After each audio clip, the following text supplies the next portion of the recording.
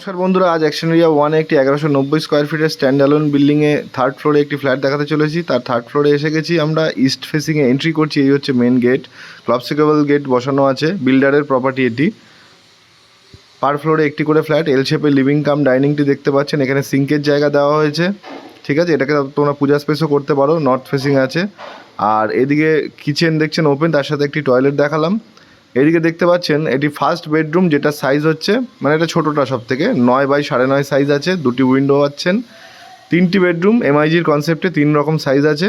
এটি সব থেকে ছোটো। এবার লিভিং কাম ডাইনিং হয়ে এই হচ্ছে কিচেন, দেখছেন এল শেপে কিচেনটা আছে।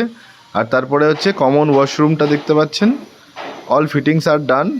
এটা হচ্ছে সেকেন্ড বেডরুম, যেটা সাইজ হচ্ছে অ্যাপ্রক্সিমেট 12x10.5 সাইজের বেডরুম আছে এটা, হ্যাঁ, যার সাথে উইন্ডো আছে ব্যালকনি স্পেসে।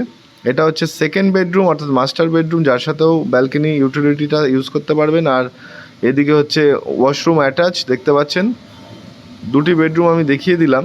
তো এইবার ফ্লোর এরিয়াটা দেখছেন ভিট্রিফাইড টালি দ্বারা করা হয়েছে, হ্যাঁ। তো চলুন আমি ব্যালকনিটা আরও একবার দেখিয়ে দিচ্ছি আপনাদেরকে। ব্যালকনি স্পেসটা কতটা স্পেসিয়াস ব্যালকনি দেওয়া হয়েছে সেটা আমি এই বেডরুম থেকে গিয়ে দেখিয়ে দিচ্ছি।